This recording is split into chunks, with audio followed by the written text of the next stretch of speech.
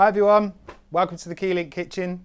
Today is a very special day. We've got some special guests here, so I hope we find you all well and ready for this live demonstration. So without further ado, let me introduce Michele from the Martellato chocolate equipment manufacturer. Thank you. Good afternoon and welcome to Keylink demonstration. First of all, I would like to introduce myself. My name is Albertine Michele and I'm the export manager of a company, and since 1 year I'm also in charge of the public relations of a company. Today I'm really flattered to be here with one of our main distributor in UK and with my ambassador Philip Khoury, the Head Pastry Chef of Harrods. Together we will do a demo here in the company. The aim of this demo is how to create recipes and ideas using Martellato equipment. Of course, during the demo, if you have any question, do not hesitate to ask us. At this point, I'm with all my pleasure to introduce Philip Khoury. Enjoy the demo. Thank you. Thank you, Michele. Thank you, Philip. Thanks, everyone. Hi, everyone. I'm Phil Khoury. Thank you for that lovely introduction. So today we're going to be going through 3 recipes, 2 recipes in depth, and I'm going to be showing you a range of techniques, and we're going to explore some plant-based confectionery. So without further ado, I'll explain you what we're going to do and then we'll get going. To begin with, we are going to produce a 3-layered bonbon. This is one that's going to be enrobed or hand dipped. So we've got some nice frames, lovely melting chalk and a guitar cutter. So I'm going to explain all those things to you. To begin with, we've got a layer of pecan praline, apricot pate de fruit and an apricot ganache that we're going to cut and then dip. And in the next product, got a gianduja with an aerated next chocolate, and then we're going to pipe some caramel on top, put some extra nuts, and then hand dip that in chocolate as well. For the third product, it's not really a product, I'm just going to be showing you a mold that I'm really excited about that I created with Martellato, the new mount mold. And then finally, as an extra bonus, I just want to show you the spinner pastry equipment because it's just really cool. So without further ado, let's get stuck in. We're going to start with the pate de fruit because we need that to set. So we've got an apricot pate de fruit. I love apricot. They're just so fragrant, tasty. There's really good sweetness and flavor, but without too much sweetness. So we're going to start. We've got apricot puree with glucose. I'm going to pre-mix some pectin jaune or regular pectin with the caster sugar. And I've just got some tartaric acid for a bit of extra acidity, and that's going to just help the gelling process, which I'm going to add later. We don't want to add that too early. So we've got the puree and glucose. I'm just going to move this across so you can see it. And then I'm just mixing the pectin with the caster sugar so it gets evenly distributed and we don't have any undissolved lumps. So all in.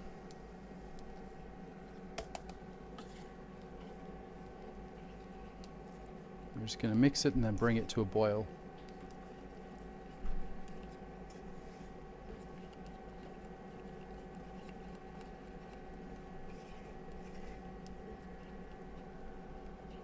If you have any questions throughout the process, I've got you in here on standby, ready to pass them on to me, so feel free. If it's related to the product I'm making, we'll try and answer them on the spot. If not, we'll answer them later. So we've got our puree. I'm just going to pump the heat up. Now we like to add the acid later on because that's going to activate the gelling, and we don't want it to gel too early. Otherwise, it's just a bit harder to cook out, so we'll leave that to later. So you see, lovely induction works so quickly. I'm going to bring that to a boil. Now with most purees, they usually have some fruit pulp in them, so we just need to stir them, otherwise they can catch on the bottom. With a small batch like this, it's going to cook really quickly, so I'm just going to leave that there for a second. Now we've got these awesome frames for a Martellato. They come in different thicknesses. So this is says on the thing, 3 millimeters thick. And we're going to use that to create the pate de fruit layer on top. See, that's come to a nice boil. I don't know if you can hear it, but I can hear it's setting on the bottom, like not setting, but scalding on the bottom. So you do want to keep stirring it as you go along, especially if you're cooking it really quickly like I am. Otherwise, a medium heat is adequate.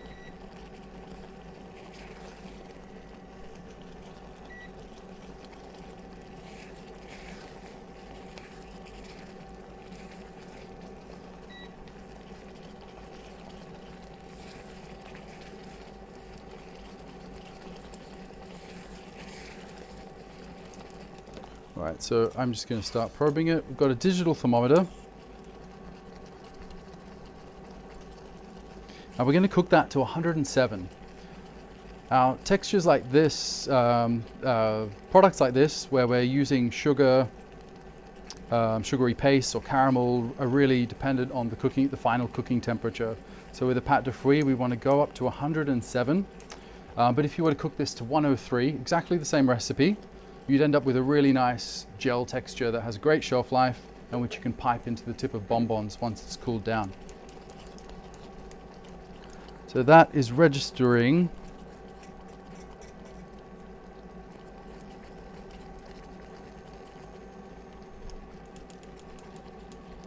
Inductions play with probes, so sometimes you have to take it out.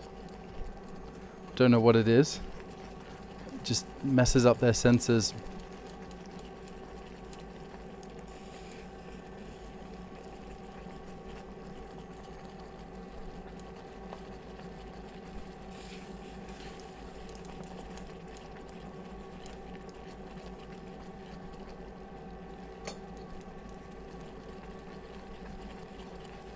Right, so sometimes you can do a test.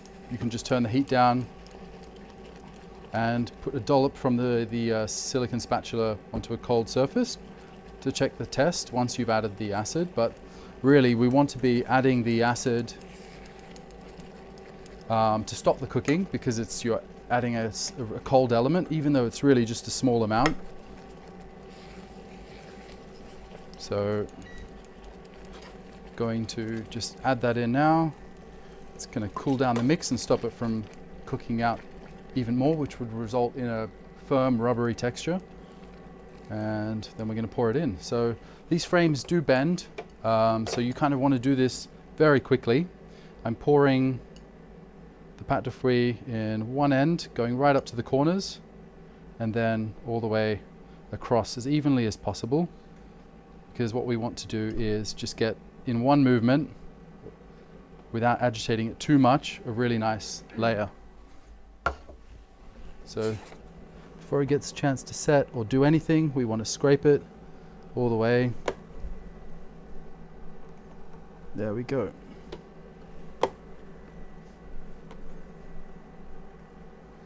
Excuse my burnt spots. There we go. So we're just going to put that aside to set.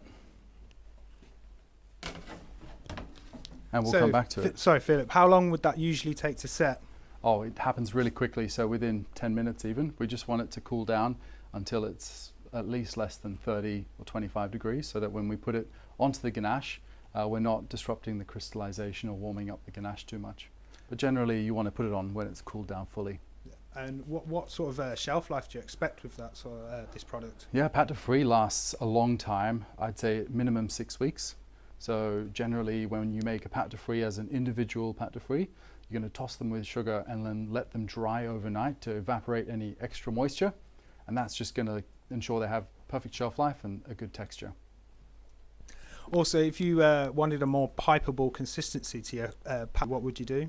Definitely just, instead of cooking it to 107, cook it to 103 and it's perfect. So once it's cooled down fully, again, you can use it to pipe in, and it's just got this kind of set texture, but still pipeable and fluid. It's really lovely. So next up we have our crunchy layer. So this out. So we're going to make a praline. I've already roasted these pecans. I like to go low and slow, so 150 degrees in a fan forced oven. Pecans are quite high in fat, so we don't want to, we do adjust the ratio. So if you're using, say, a peanut or other nuts that have slightly less oil, you want to use less chocolate. So as a rule of thumb, you want to go 1 part chocolate or couverture and 2 parts nut paste or nut butter. And that's going to give a texture that's just set, but will cut really nicely with the guitar. So I've got my pre-roasted and cooled down nuts in here. I'm going to blend them to a paste, and we're going to add the chocolate directly to it. The other way of doing this, I'll show you for the next product, is to just take the nut butter or nut paste and then mix in tempered chocolate. But we're going to do this all at once, and then I'm going to cool it down and I'll show you how we produce it. So I'm just going to...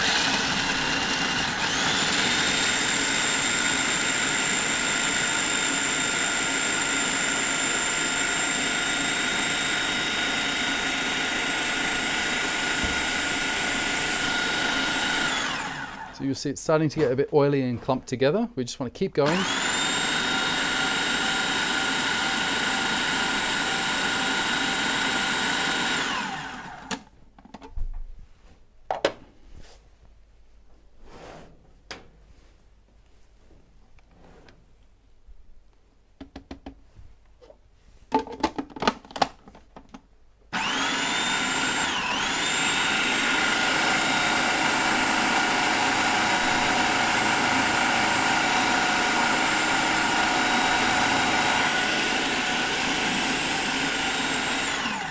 So I don't know if you can see what just happened there, but essentially it starts, the oils are starting to come out and it's going to start turning to liquid.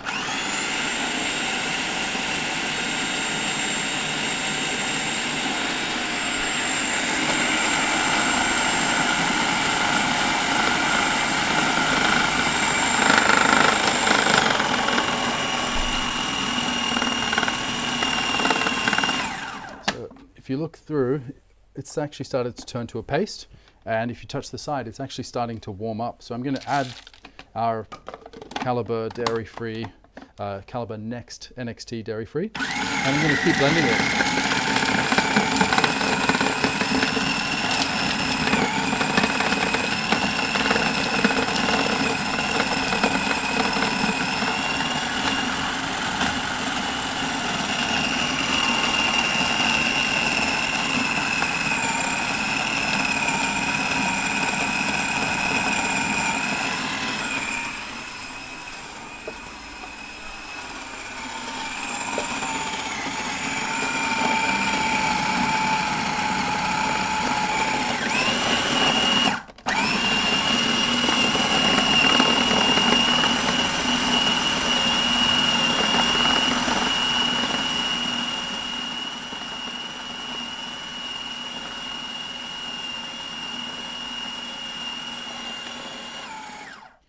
I don't know if you can't smell this, but it smells amazing. The roasted nut profile, the chocolate, it smells really good.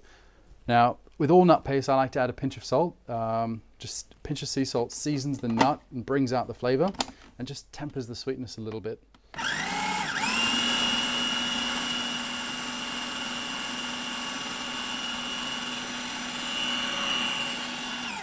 And we're done. So I'm going to just bring this into the middle here.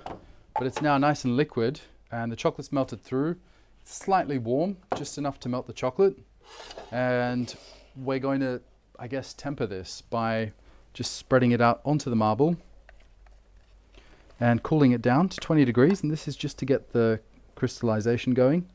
Thing with when you add oil to chocolate, it reduces the crystallization temperature. So we really need to kind of cool this down to get it to set really nicely and consistently.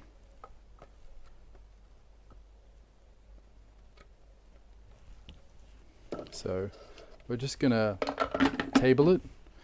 You could alternatively just pop it in the fridge and stir it while it cools down. But this is just like a gianduja or a praline texture. So I'm just spreading it out to cool it down. And chocolate is a really good conducer. What's the word I'm looking for? Conductor of heat. So infrared thermometers work really well at gauging the temperature. So that's at 25. Just gonna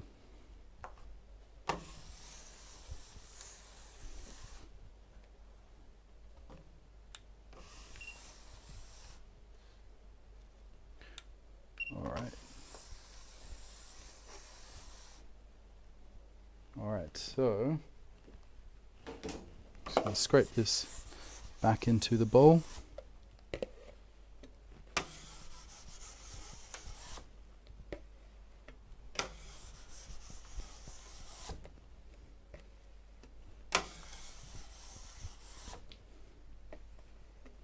And we're going to bring out our lovely frame system to create perfect layers. So I've just got a piece of like guitar sheet and I've got a moistened cloth. I'm just going to stick it down with a bit of that moisture. So I'm just lining it up so that I have a nice surface to take the slab off. And I'm just going to push out the air pockets. And then before I put my first frame down, I'm actually going to create the shablon first so I don't have to bother with it later. And I'm just going to spread some tempered chocolate on the base, or you could over-crystallize some melted chocolate.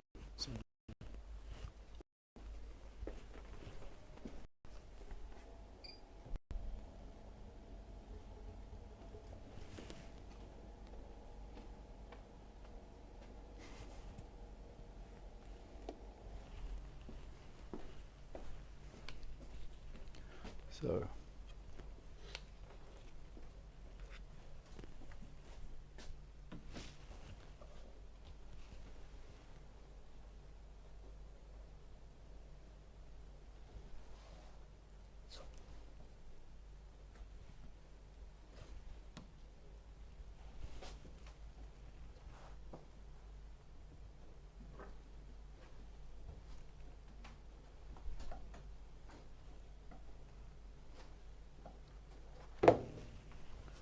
then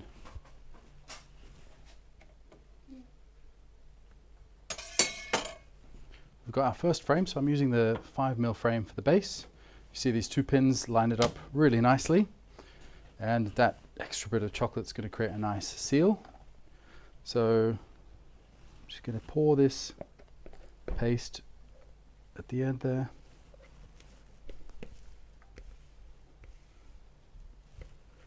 And then just kind of spread it into the frame. So this frame is a 24cm frame, but you can get much bigger sizes.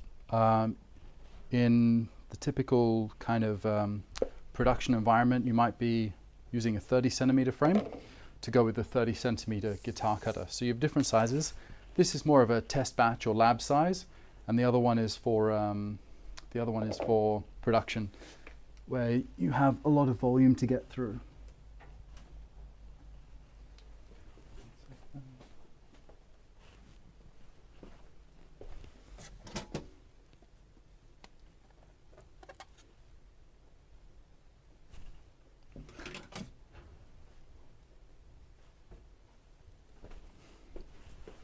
So I'm just using the scraper again to create a nice layer.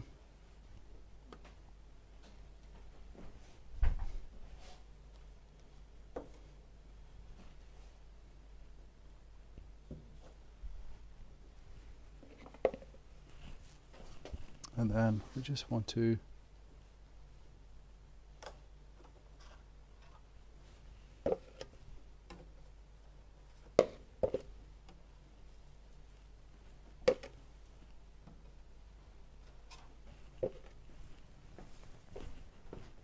is it possible to get this washed?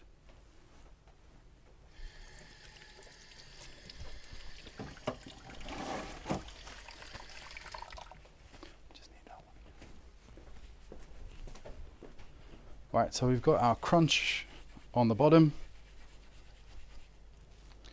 And then I'm going to put the next layer on for the ganache. I'm just going to put this in a cool spot.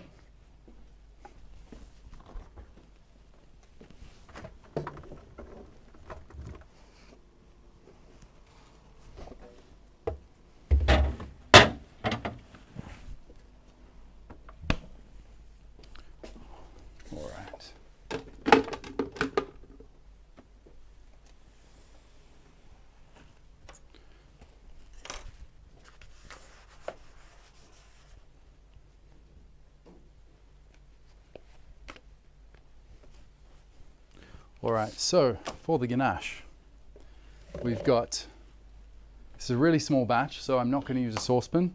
We've got apricot puree, a neutral oil with some invert sugar, and some Caliber dairy-free NXT. So what we want to do is just scrape the oil and the invert sugar. So the invert sugar is just really good at helping create a nice emulsion, prevent and promote crystallization, and then also at prolonging shelf life by attracting the moisture in the recipe. So we're just going to pop that in the microwave. We're going to use a hand blender for a really nice emulsion.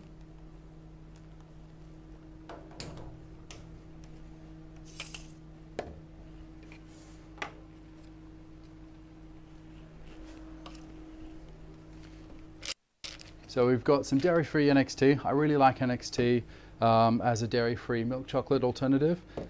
It's got a really nice rounded flavor on its own. It is an adjustment, but in recipes it works really, really well. It's got a nice cocoa intensity, but then it's also, it just works really well, adding that creamy characteristic that we know and love about milk chocolate. So with the, we've got the liquids here. We don't want to heat them up too much because we want the finished temperature of our emulsion to be around 30 to 35 degrees. And that's going to ensure that it sets really nicely and really quickly.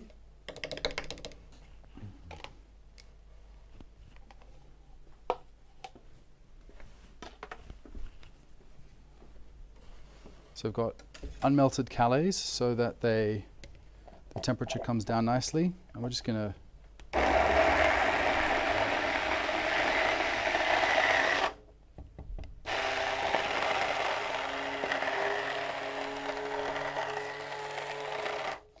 people think that once it's combined that you're done, but the work doesn't stop there. You really need to make sure that it's blended really, really well. Oop, that was close. So you want to blend it for at least, for a batch like this, could be done in 30 seconds, but you want to be blending it for up to a minute if you're doing a large batch. So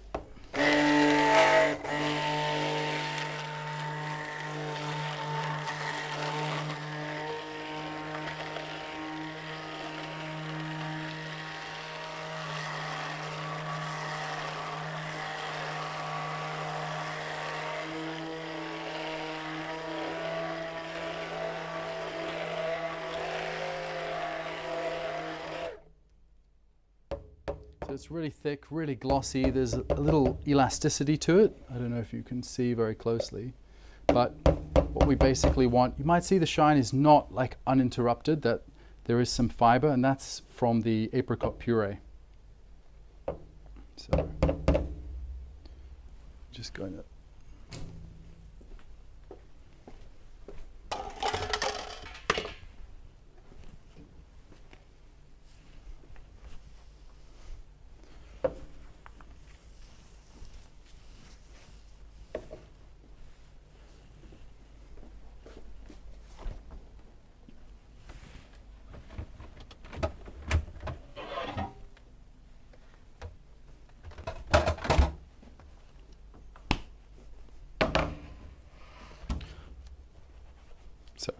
that needs a bit more time to set, so we're going to move on to the next recipe.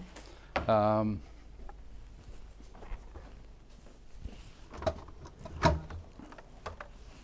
might just pop it.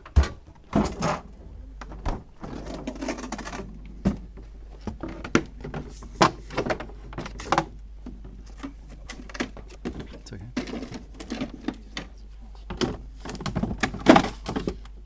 There we go. All right. So that's fine. We're going to start with the next layer. Hang on a second. I can't because I need the frame for the. Right. All good. I think we'll just wait.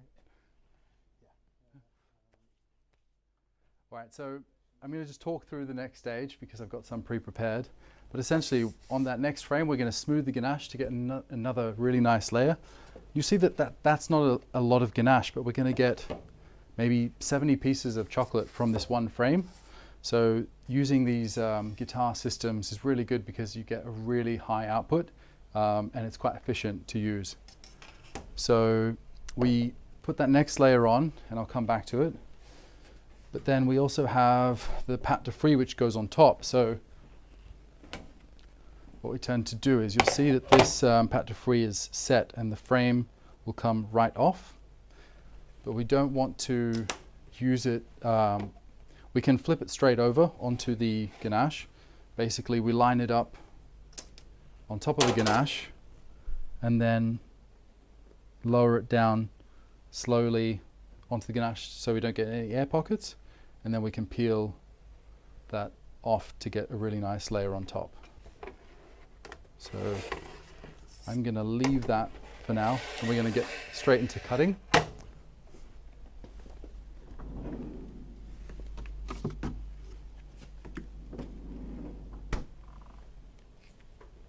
Can we, for the next recipe, I'm going to skip straight to cutting. Okay. All right, so we have a slab that I've pre-prepared. All the layers are nicely crystallized. It's not very firm, but it's going to slice really nicely on the guitar cutter. So we've got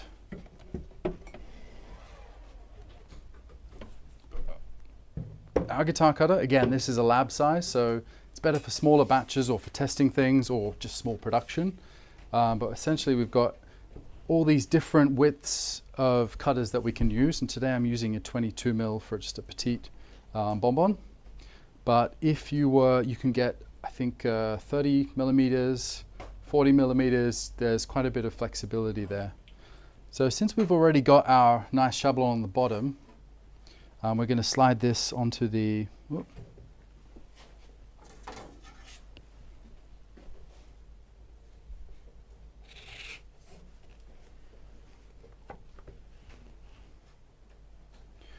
onto our cutting grid.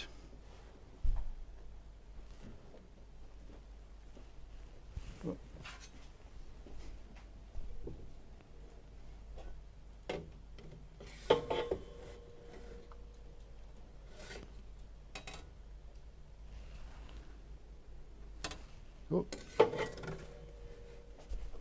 Left my plastic underneath.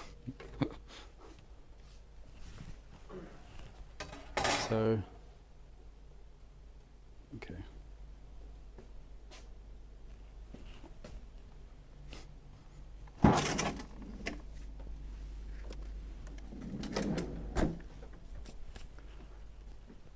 It's not quite set. We're just going to come back to that in a minute.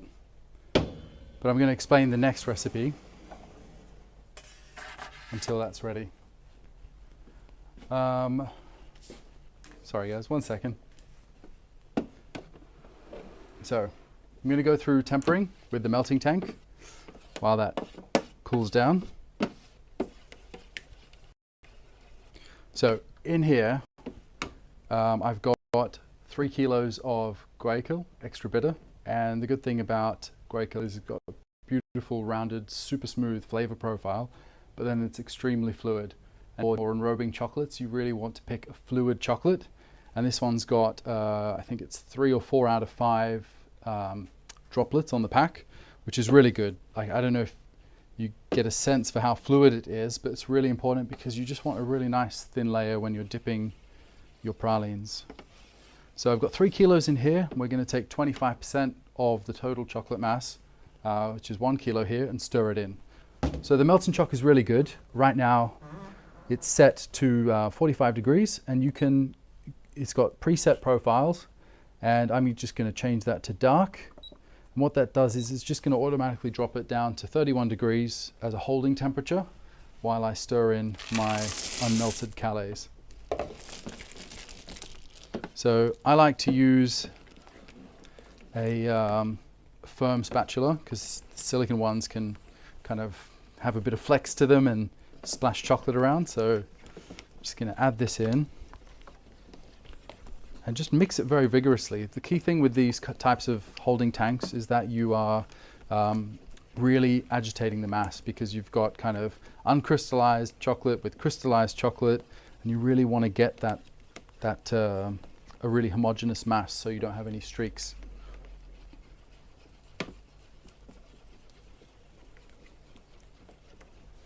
The other really nice thing about the digital melt-in chocks is that they have a digital probe attached. So this measures the current temperature of the mass that's in the tank. So you have a sensor underneath telling the machine what it needs to warm up to, but then you have one actually checking the real-time temperature. So it's telling me that I'm at 43 degrees, which is a bit warm. We just want to keep stirring that, and the unmelted chocolate's going to cool down the whole mixture.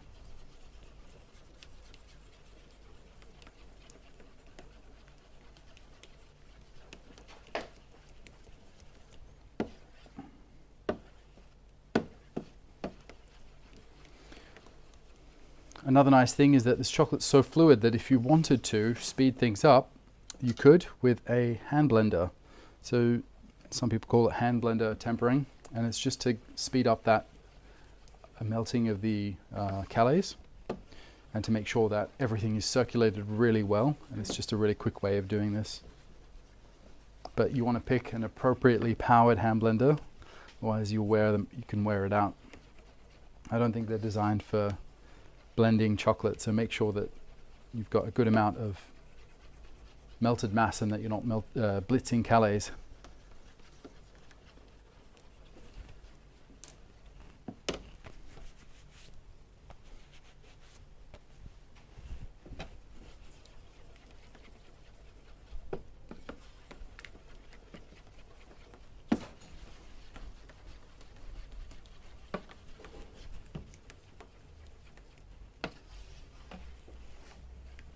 Thanks.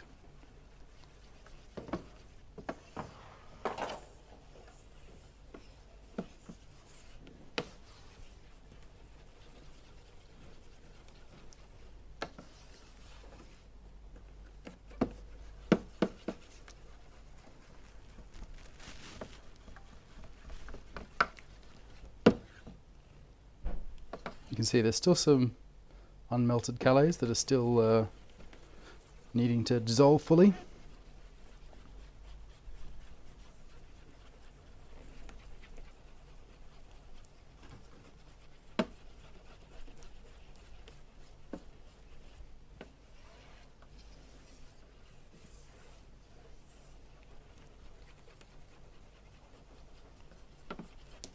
See, this is also another nice little feature that you can get as an add-on, and it's just a scraper that you can set up to scrape your tools down, scrape your scraper down, and keep things nice and tidy without getting chocolate everywhere.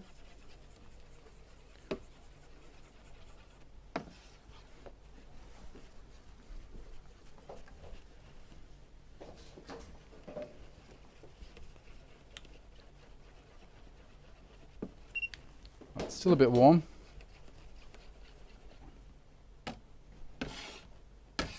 Just gonna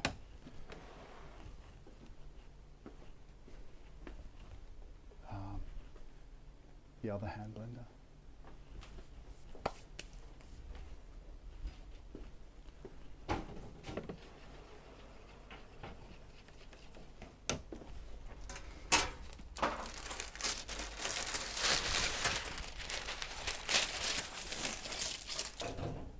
Thanks a lot. So I'm going to show you the other slight cheat for getting some extra cold chocolate in when you're seeding chocolate. So right now my chocolate's sitting at around 35 degrees. So it's not quite cool enough, but if I add cold chocolate in, it's probably not going to chocolate's not hot enough to fully melt it, so we're just adding a little bit extra. And we're going to use a hand blender to blend it in. Again, you don't want to be blending in cold chocolate, so just stir it in to melt in as much as you can. Otherwise, you'll end up breaking your hand blender. So I don't want to be blamed for people's broken hand blenders. So they're kind of starting to melt through.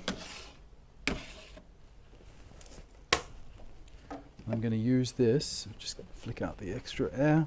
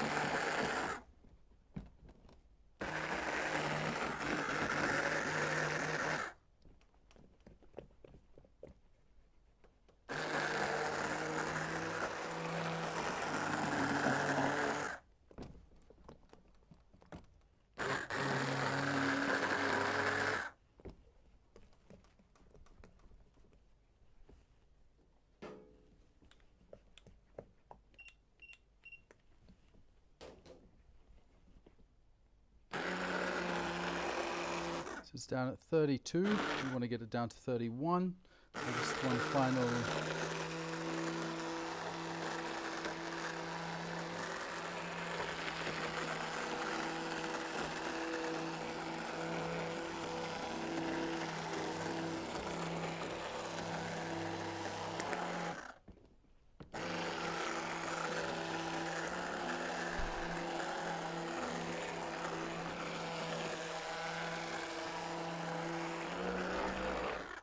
So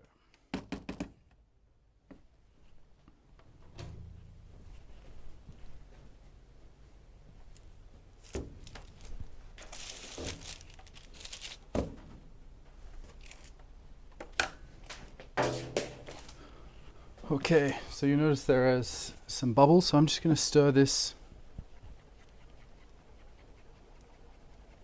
really well.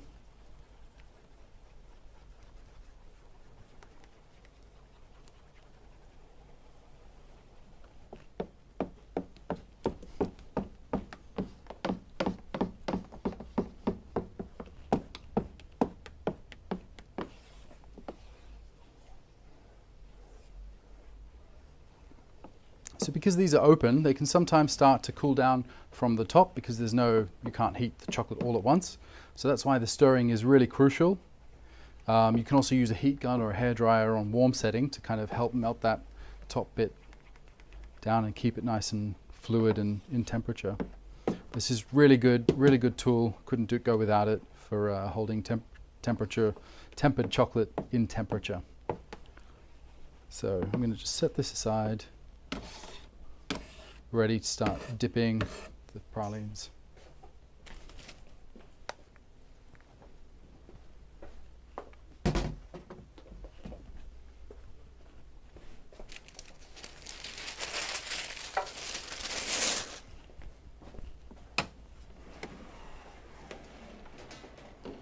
All right, so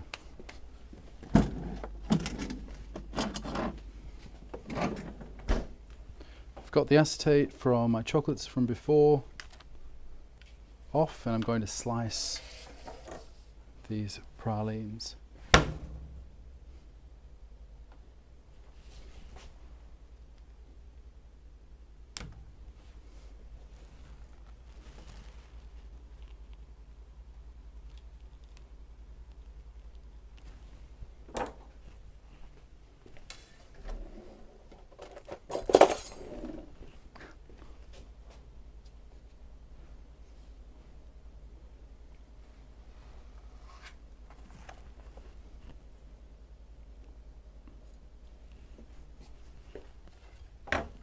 So we've got our lovely guitar cutter. at 22.5 ml intervals. And our ganache, which I'm just going to slide onto the cutter and line it up right up to the edge. When you put it down, you just want to make sure that you're getting as minimal offcuts as possible. So I don't know if you can hear that beeping, but that's actually the digital melt and choc telling me to stir my chocolate. That's just going to help keep it the temperature really nicely distributed throughout the chocolate mass. So you just press set to stop it beeping, but another nice little tool. I think melting tanks used to be quite basic in the way that they worked. They just used to hold things at a specific temperature. But these new machines are really, really cool in the way that they work and how they're programmed.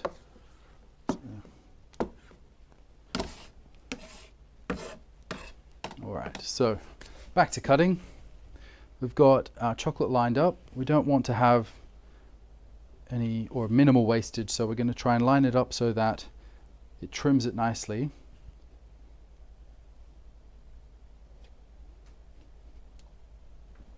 There we go. So then we pick up the piece. Just going to remove these offcuts. So I don't know if you can see, but we've got a nice crunch, ganache, and pate de fruit layer. And then we're going to pick up the wires. Now you can see there's a bit of the crunch left on them, which we always want to clean between all cuts. So we just need to get a nice cloth, give it a wipe down before we put the tray back on. The alternative is to use one of the guitar cutters that actually comes with two, like a bi-directional guitar. So one side comes down this way and the other one comes down this way. You can pick it up and move it on to move your production along. So for this last one, you can see even with this 24cm frame, which is quite small, that we're getting quite a high number of bonbons. Really good yield. So we're just going to cut again. You see it's going through like butter. And then we can remove these offcuts.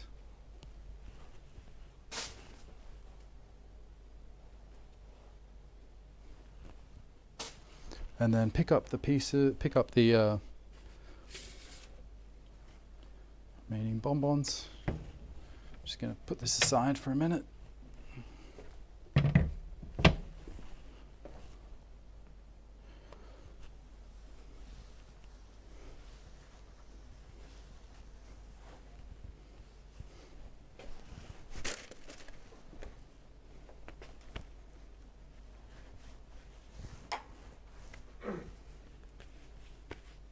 And then we've got some trays prepared.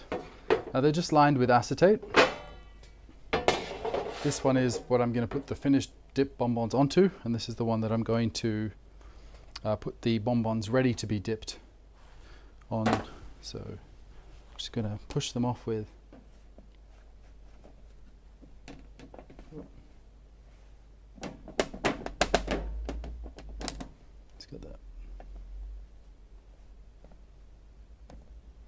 got the pate de fruit.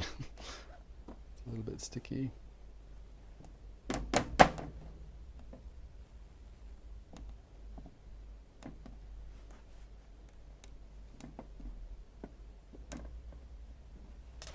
I'm just going to line them up ready to be dipped.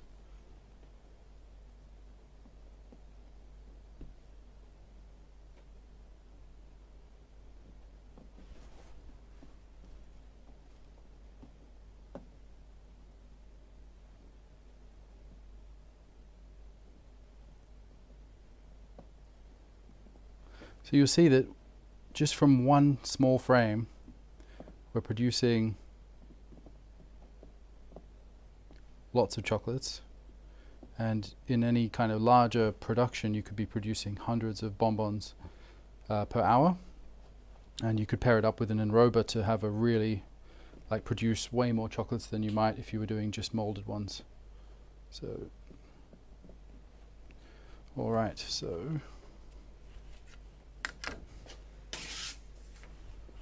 we've got our bonbons, excuse the arrangement. We've got our tempered chocolate. Now before we start dipping anything, we need to check the set. So we do this by taking just a plastic spatula or a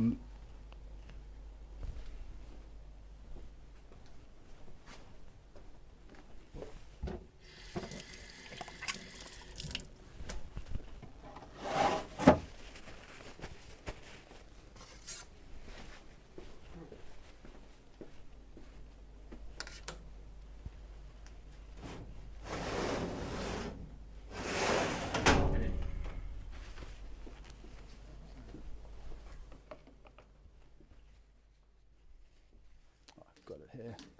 So just a plastic spatula or a scraper, because we want something that's not conductive.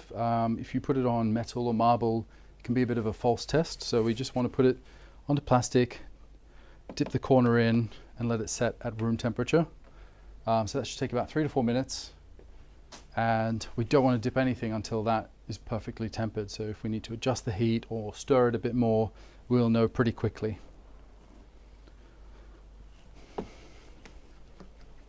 Just going to keep stirring, make sure it's nicely circulated so we don't get any streaks.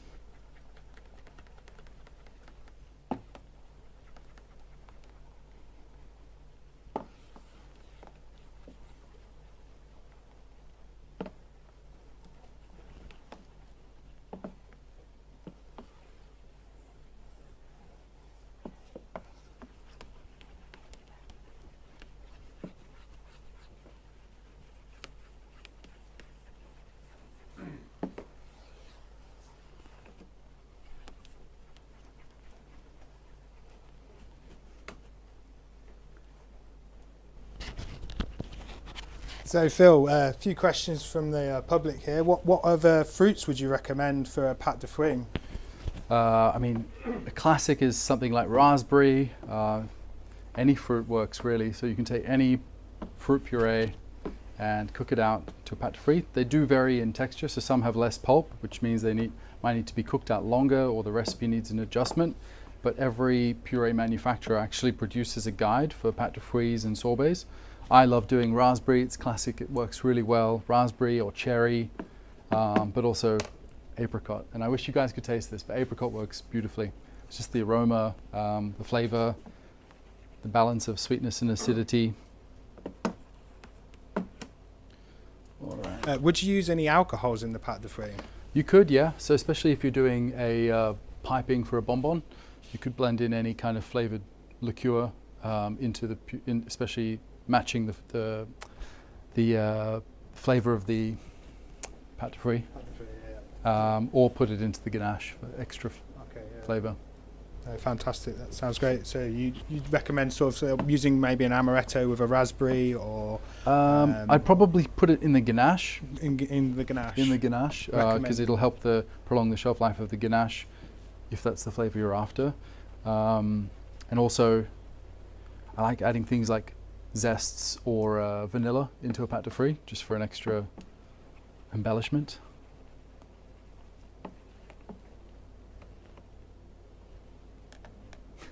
One second. Yeah.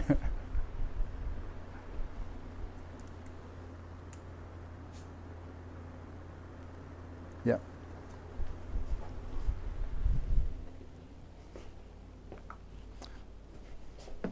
So these melting tanks can keep chocolate tempered for as long as an automatic tempering machine could keep them. So eventually chocolate will crystallize. So you can leave it for 20 or 30 minutes before you might want to kind of, actually probably up to an hour before you want to remelt the chocolate and put it through the crystallization process, because eventually it just does start to crystallize. But this will hold it in a perfect state for 1 or 2 hours.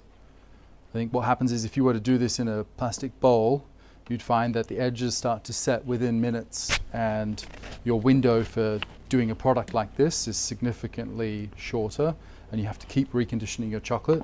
So with this, we have a couple of hours to work.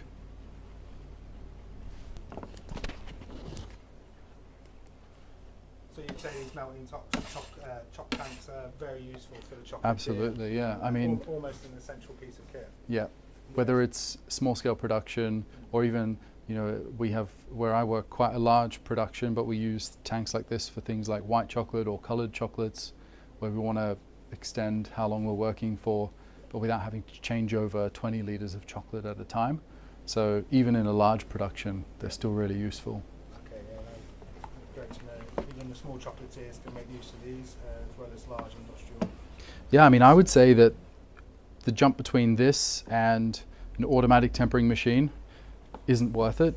I'd go from this to an automatic, not a tabletop turning one, personally. I think it's quite a big jump in price, but you get so much value out of these. Ultimately worth it. Yeah. So these tanks definitely make it. You've got at least a good half an hour window of working temperature. Definitely, yeah. Yeah, and we all know as chocolatiers that the longer that window of workable chocolate is as long as it gets nice and big, that window, then absolutely. It's always good.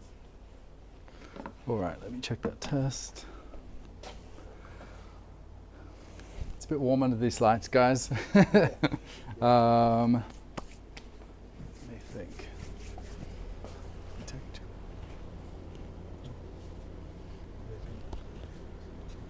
I don't know if it's just me, but it feels a bit warm. I'll try and turn this up for you. But we are, I think we're still black.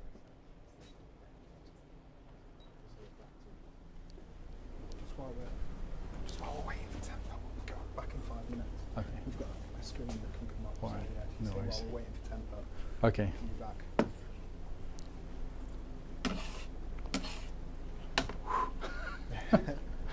So it's an extra element of. Okay. We're just going to take a break for 5 minutes.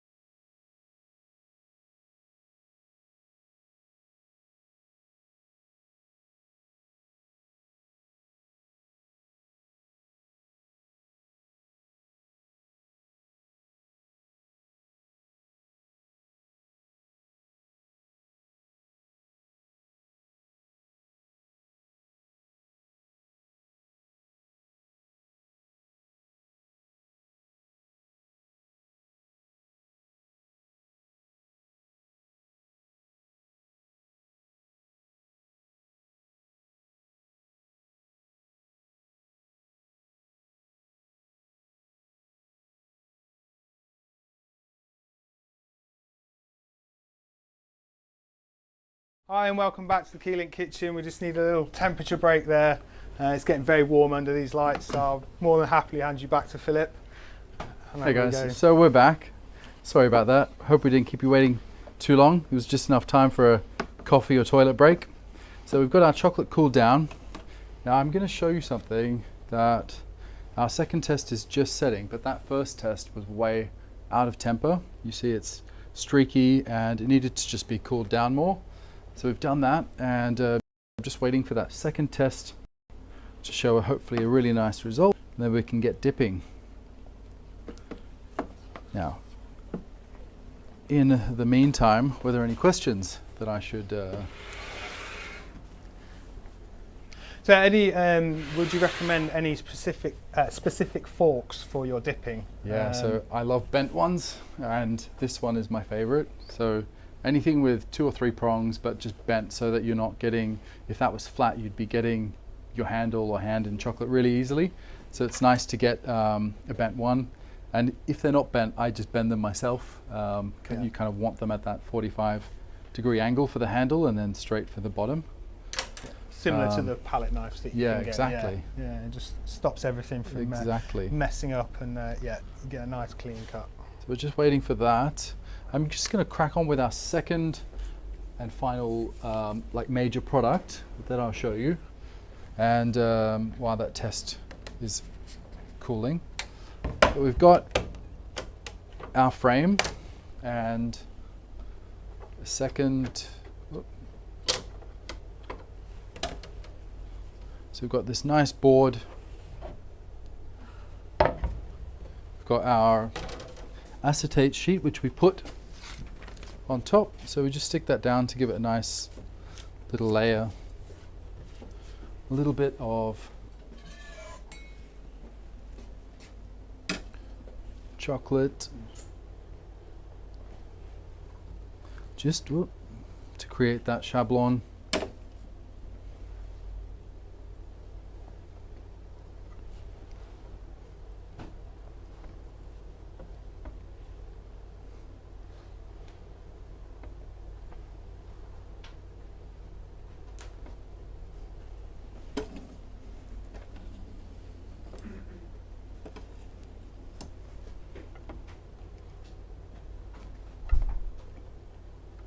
You can over crystallize some untempered chocolate or use tempered chocolate. And what would be the main reasons of doing this? Just you kind of first layer. You want so when you're doing a ganache, you either start with a shablon on the bottom and then pour it on. It's mainly so that you can peel back the acetate from something, and so that when you go to cut it, you have a nice clean edge. When we're doing straight ganaches, so just a single origin ganache, for example, we want to put a shablon on like this, just over crystallized chocolate or over crystallized tempered chocolate, so that it breaks a bit more easily on the base. But then right before we cut it, we put just a thin layer of tempered chocolate and we cut it while it's crystallizing, so we get a sharp edge. So that's our chocolate. We've got our frame on. And then over here we have some peanut butter, which so you can see roughly 2 parts peanut butter, chunky peanut butter, with some NXT. And you just want to, the fastest way of doing this is if you've got tempered chocolate readily available, and that way you don't have to table it, you don't have to do anything, you just stir it into room temperature nut butter, and then it's ready to go. So in this particular instance, we're just mixing it to combine. Can't forget a nice little seasoning of salt. I just find nuts without salt. Yeah. Sacrilege. Exactly. Definitely, yeah. So a pinch of sea salt just to season it, temper a bit of the milk chocolate sweetness. And we're gonna, same as we did before, right up the back edge. And then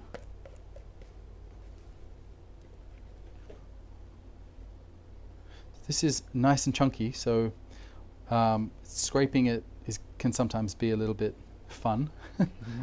So I like to just spread it into the frame first and then kind of level it because it's nice and liquid.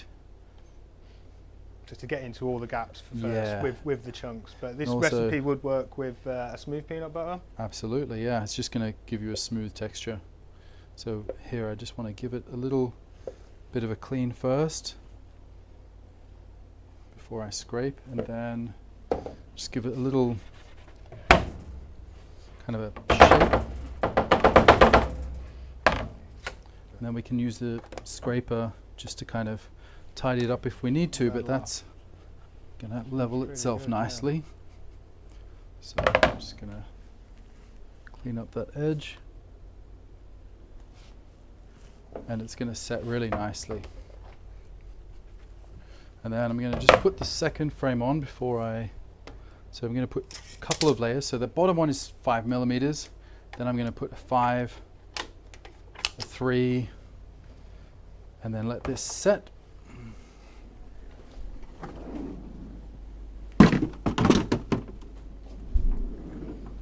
And then for this final product, we have an aero texture. So this is just a NXT or milk chocolate with a neutral oil. But in the case of, like, if I was doing a hazelnut bar with hazelnut gianduja, I'd want to use maybe a hazelnut oil. Yeah. So you can swap out the oils if you're wanting that flavour of oil within your sesame, toasted peanut, coconut. There's some flexibility, yeah. So then we've got just a siphon. So this is the cream whipping gun with 1 charge, and we're going to take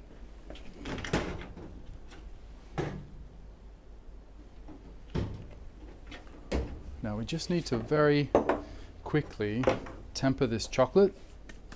So I'm going to do that on the table because it's just a really small amount. So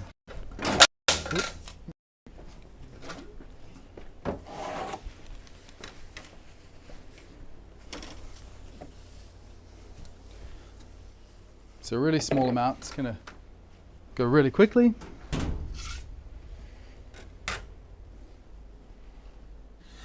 And I'm out of spatulas. Yeah, there's some in there, yeah. Perfect.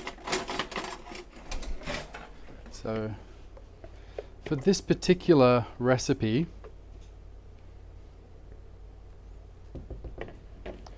I don't need to keep some chocolate in here because I'm going to just cool it down and add and mix in some oil.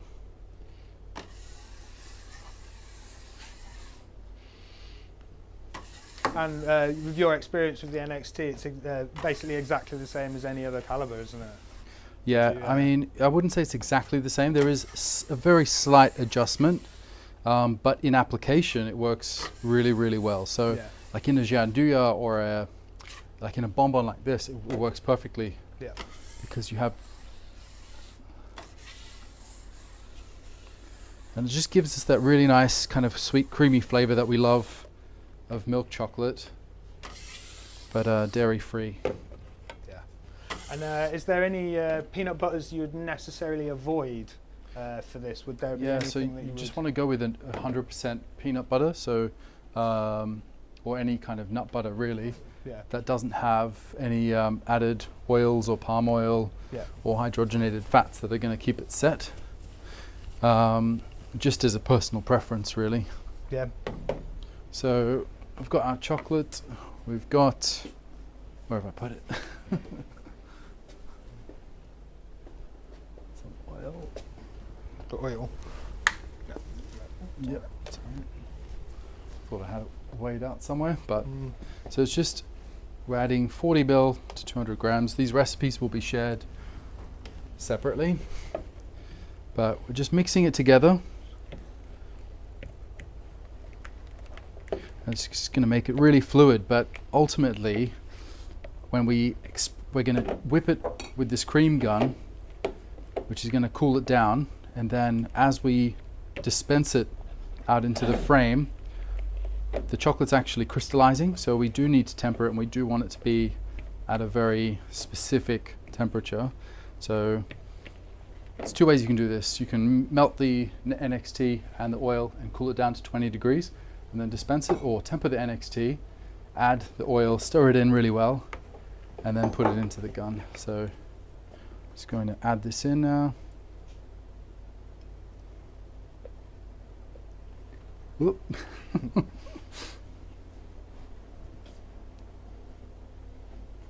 Got some out there.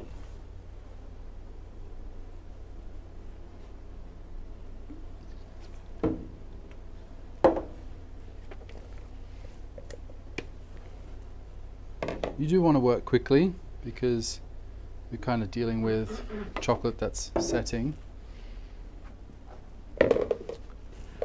So why would you put the oil in it instead of just using straight chocolate?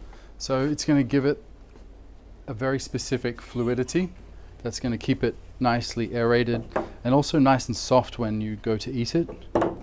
So yeah, the alternative is if you were to use like cocoa butter or oil, you would need like a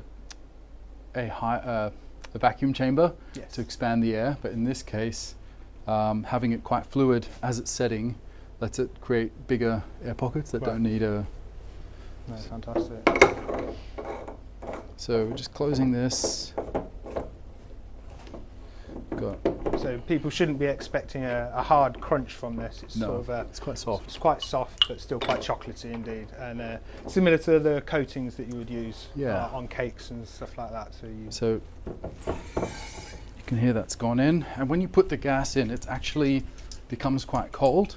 Okay. So we just give it about 20 or 30 shakes, and then we're going to pop it into the frame.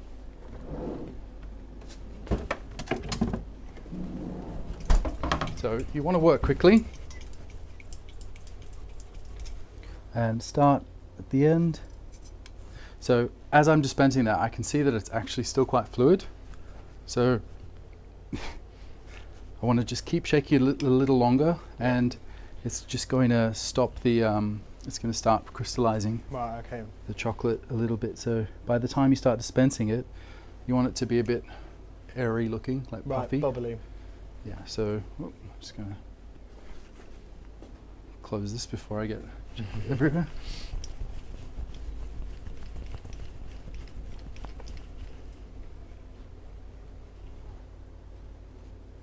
You can see it's...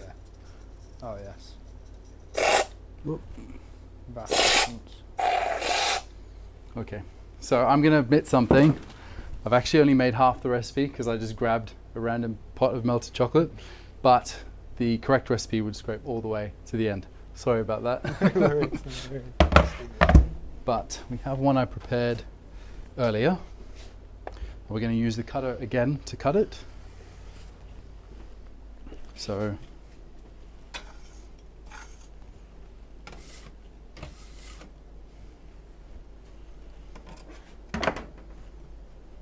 we've got our guitar, and I'm just going to pre-cut it with a knife just to get the specific bar size that I want to do. So it's going to be that wide. I'm going to pop the strips on here, and then I'm just going to wipe the wires down before I do my cut so I don't get all these crumbs on the top of my bar.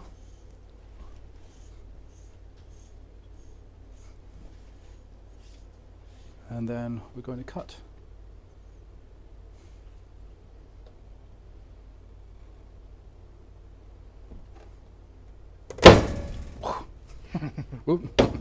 So then we have our metal board.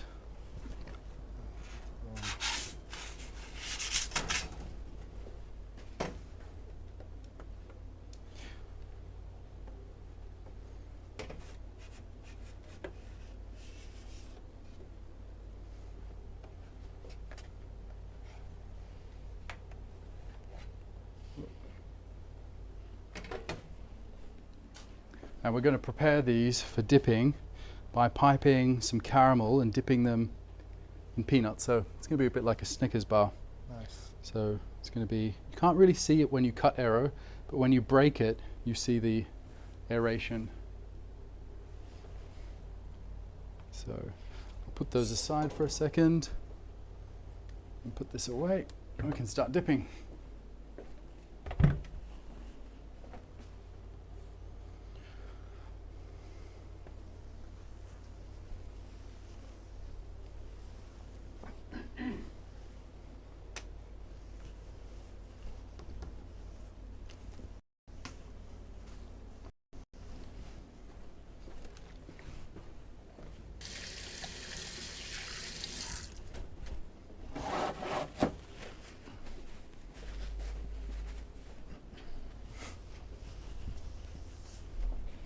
All right, so that previous test that we did is much nicer. It's got a nice gloss to it. I can see one streak. That just means that I need to stir it a little bit more, and I did after that last test, so I think we're all good to go. But there's a definite gloss to it, streak free, apart from that one streak. But the way we get rid of that is just by giving it a really good stir. Can't stress how critical that stirring is. Yeah. It just means that the crystallization is circulated throughout the chocolate mass. So we're good to go. So I'm going to leave that in there for a minute. Going to start by dipping some pralines. So to go with the pralines, to decorate them, I'll show you one where we just use a simple fork to create a simple design with just a line across the top, and then another one where we're going to use some alcohol that's been mixed with some metallic powder to just add a nice little ring to it. So I'm just going to move this into the center so you can see. But we have a lovely little praline. You can see we've got our gianduja, a nice ganache, and then a perfect pate de fruits layer. So we drop this in. Whoop. Gonna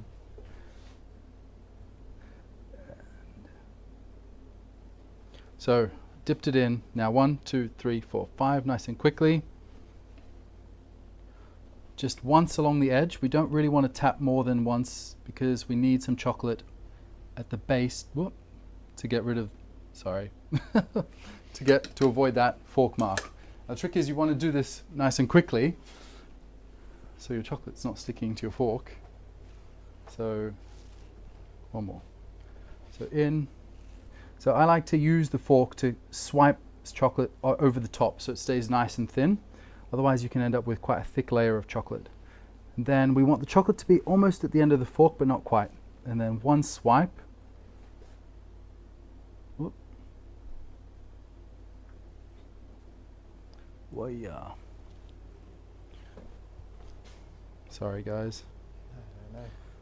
It is quite warm and my crunch is quite soft. Yeah. Yes, yeah. So I might just pop these back in the fridge very quickly. So ideally a chocolate environment is around 18 degrees. So it's on the cool side of room temperature. Some chocolate rooms actually operate at an even cooler temperature of 15 to 16 degrees. I think that's a bit too cold. 18 degrees is cold enough. So right now what's basically happened is that my gianduja crunch texture is a little bit too soft, and once it goes into the 30 degree chocolate, it's just softening that tiny bit too much, and I'm struggling to lift it from the fork. So I'm just going to put them in the fridge for a couple of minutes before we come back to this. In the meantime, I'm going to finish a few of these because I know that's set. So I'm going to separate a few bars.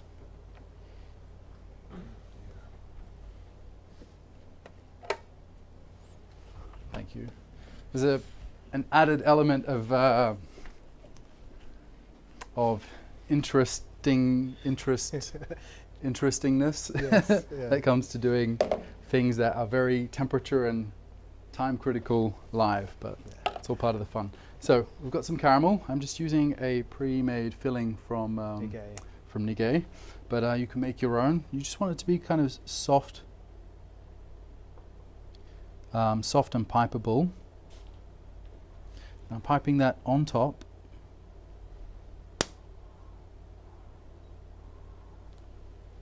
And then I'm going to take the bar and dip it in some chopped roasted peanuts. for an extra element.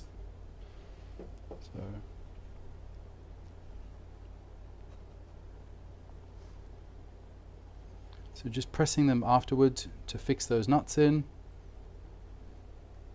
So we don't want them floating around in the chocolate.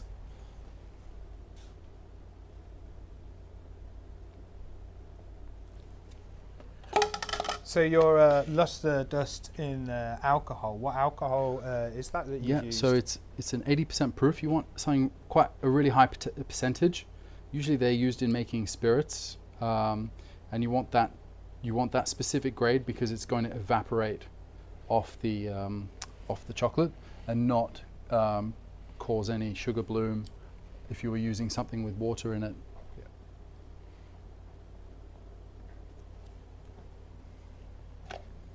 All right, last one for now.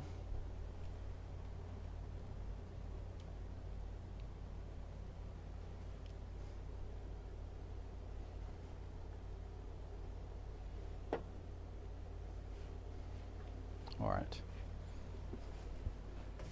Just in the interest of time, I'm going to do just a few.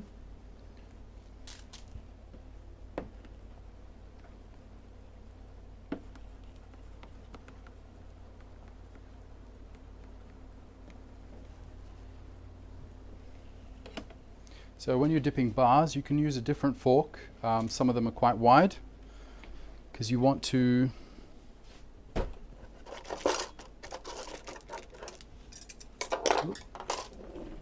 so these wider ones are good for bars because you want to be able to pick up the width of the bar and then put it down sideways. So in this case, because with the nuts on top, I'm going to just kind of dredge it through. And then again, tension, using the surface tension of the chocolate to draw the excess off, and then dropping it slightly and push, and nice and a quick clean swipe. So we'll do that one more time.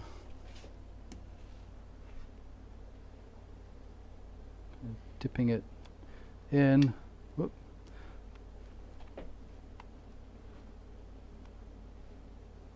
Get the excess off.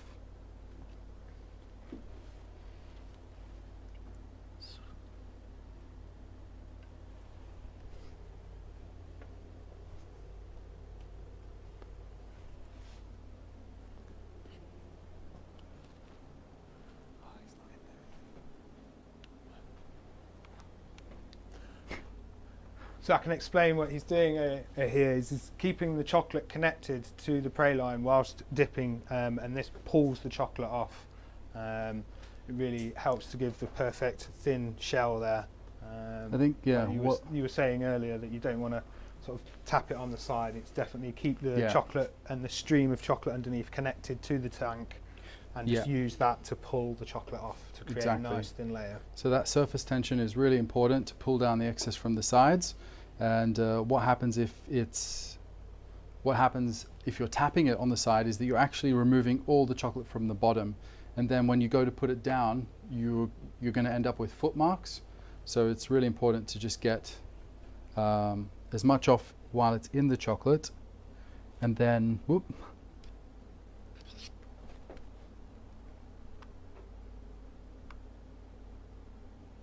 and then just a couple of taps on the edge, and then kind of lower it down and then swipe quickly to avoid a foot. So we're just going to put those in a cool spot to set.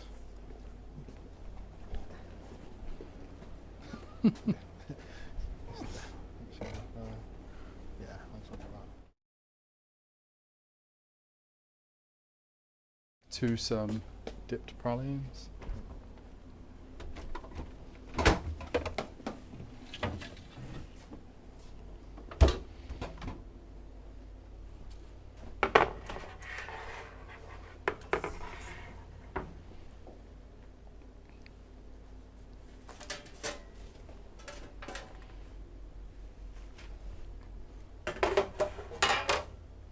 So we always want to keep our fork nice and clean. If you've got any crystallizing chocolate, just wipe it off with the.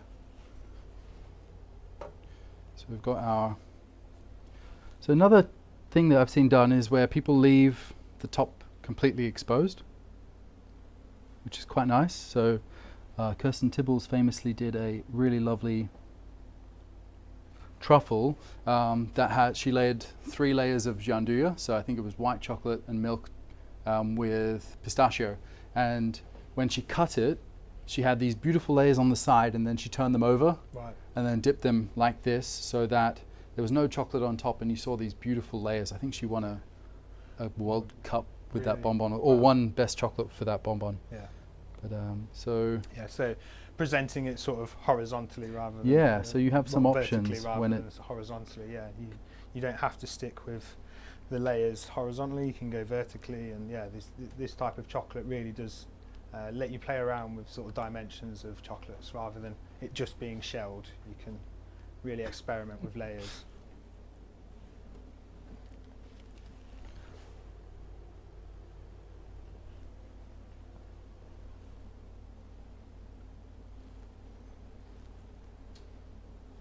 So just once along the edge, slide it off the fork, push it forward, and then swipe across.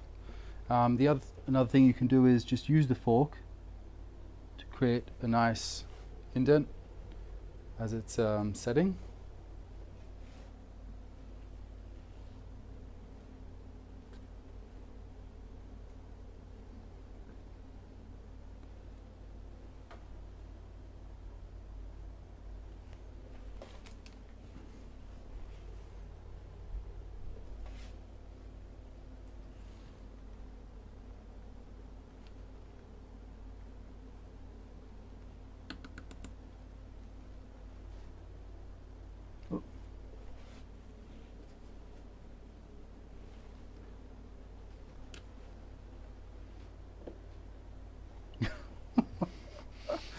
Performance anxiety. These things happen on live. Yeah. This is real life. This is what as chocolatiers go through. Is the struggles.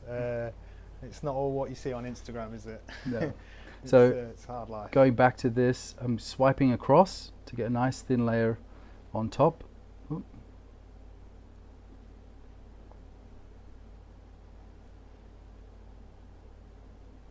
Oop.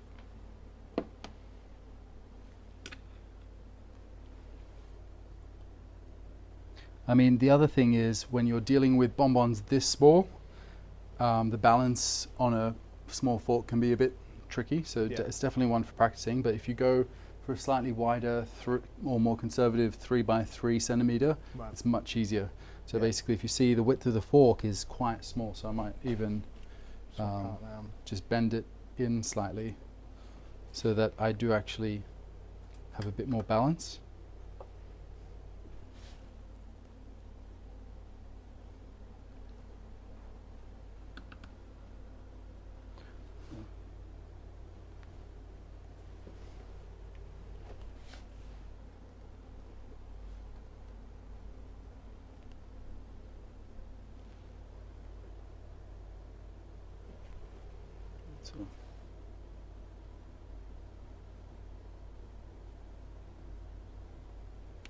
And then I'll show one with the alcohol.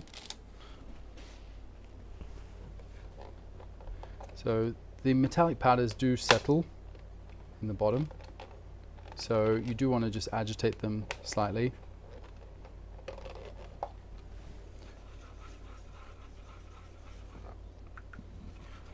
That's just alcohol.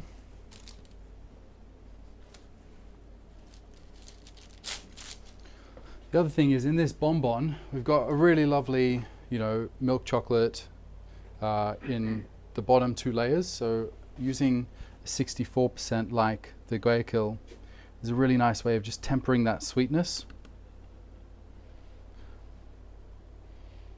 Yeah, it's definitely something to bear in mind, isn't it? The pairing of chocolate with other chocolates. Absolutely, yeah. Yeah, you don't want your bonbons to be too sweet, but at the same time, you don't want them to be too bitter. Yeah. I think the world of chocolate is ripe for pairings, and I think definitely the dark ones on the outside work really well as a sort of finishing touch. Yeah. The sort of especially the origin type ones, they are, you know, very flavoursome and very So nice. we've just got that nice pattern that's the alcohol's gonna evaporate off. You can do that on quite a few at a time, just while it's still crystallizing. So you wouldn't do it on the ones that have already crystallised? Yeah, it's just I mean, you could, but it's just gonna look a bit rough. Yeah. Compared to this, where it's kind of seamless and embedded in the chocolate. So that's our 2 chocolate products done. I'm just going to put them underneath. aside. Any questions about the bonbon process? Any questions? Before I show you my mold. I think the only questions were more to do with the flavours rather than the actual technique. I think a lot of people have seen the technique, but we've talked through it quite heavily. I think, like you were saying, the main point is when dipping is to keep the tension high. Just to make sure that the chocolate drains off, not to scrape it too much underneath. Definitely. I think that's the one mistake that a lot of people make, is that they're really worried about the foot, and so if the room is not too warm and the chocolate's nicely tempered, swiping it a few times, 1 tap along the edge just to get that little bit of excess off, and then lying it down is enough. And I think people get scared of having too much chocolate running off, and so they tap a lot, and then it takes all the chocolate off the bottom, and then they end up with fork marks. Fork marks, yeah. So definitely keep the tension with the chocolate. Not so many scraping, not so much bashing, and then just a quick sharp flick out from underneath when you can get it off the fork. So just quickly, this is the new mold that I've done with Martellato. It's kind of like a pyramid cone, curved cone, but it's quite simple. It's really nice in that you can spray it from one direction, and you get a really nice effect. And when the great thing about using Melton chocks in general is that they are just the perfect width for filling, piping. They even come with this little device here that lets you rest your bonbons while you're filling, or for tapping out, which is quite cool. But more than anything, I think, you know, when you're working with molded chocolates and you don't have a tempering machine, having to tap over a bowl or onto paper, you have to retemper again, and it's just messy. So I think this is, even for molding, this is quite critical. We all know the faces we can pull whilst holding and turning out. And it's like trying to not get your chocolate to spill everywhere. Yeah. Let me just see.